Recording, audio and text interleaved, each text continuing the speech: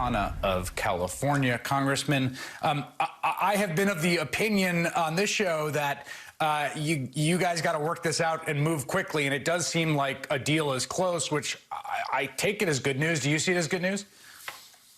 I do, but we need to make sure one thing is fixed, and that is in the previous $350 billion, most of the companies that got the money were ones that had close relationships with the bank. They were largely companies that had over 200 employees. These loans didn't go to the mom and pop shops. And so my understanding is that there is a carve out for rural communities, minority communities, and for smaller sized businesses. And I think that's very important. You've also been proposing from the beginning some sort of UBI, some universal basic income, some stream of government money, no strings attached for folks.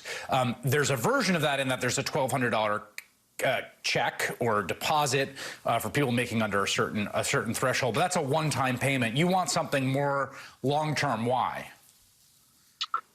Because people's rent checks don't just come due one month. They come due every month, and folks are struggling with rent, they're struggling with mortgage. Some people, frankly, are struggling with putting food on the table. What we've proposed is $2,000 a month up to a year until you see employment returning to pre-COVID levels, and it goes up through a year. So it seems to me there's three different ways to deal with this issue. And right now we're using a little bit of all three. And I wonder if the policy design here is in tension with itself. So let me just spell this out. So one is the idea that the sort of European model, which is governments backstop companies to continue to pay people and keep them on the payroll. That's the idea behind PPP. The other is bolster unemployment insurance, because a lot of people are going to lose their jobs. And when they lose their jobs, they need to rely on unemployment insurance. So make sure that a wider category of people can get it, and there's more money than normal. We've also done that. And the other is a sort of universal basic income, some kind of quasi-universal cash payment. We're doing all three of them in some way, and I wonder if they're fighting each other a little bit in terms of the sum total picture of how people are going to make ends meet through this period. It's a very thoughtful point, Chris. I mean, actually, I think the unemployment insurance increase was very good. And then the fact is that that's helping people the most. But as you know, there's still a lot of people who don't work and people who need additional assistance. So I would say keep the increase in the unemployment assistance. We should have done more stimulus. We should have made sure that the Paycheck Protection Program, which is similar to what Canada and Britain did, was actually helping more mom and pop shops. And I would have taken that $500 billion that went to a lot of the industry and put more of that money into increasing the stimulus checks for individuals. So another question on the PPP, and I'm going to talk to Stephanie Rule in a moment about how the program's been working. And correct me if I'm wrong on this, but again, this bill got thrown together very quickly, and I've been trying to sort of trace out how it works.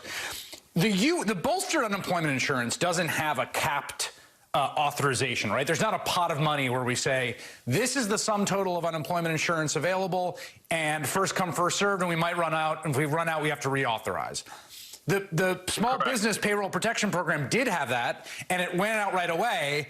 And my question is, why not just design them the same way? Why not just design the appropriation on the payroll protection program this time around, rather than saying $250 billion, and then we're going to come back again to say, if you qualify, a la unemployment insurance, you'll get paid, and it'll cost what it costs? Well, because we were concerned in how it would be administered, whether people would take advantage of it, whether private equity companies or people who had great wealth would be having their businesses prioritized. And so we wanted to give an allocation, but see what needed to be tweaked, and now does need to be tweaked. One point, Chris, if you'd permit me, because I thought Dr. Slavitt, your previous guest, made brilliant points. There are three things this administration could do on testing. Defense Production Act, they could have far more swabs being produced. That's something totally in their control. The Health and Human Services is unstaffed. They have not given guidance to Walmart and CVS or how they would get reimbursed, the consequences of not having actual experts in these positions.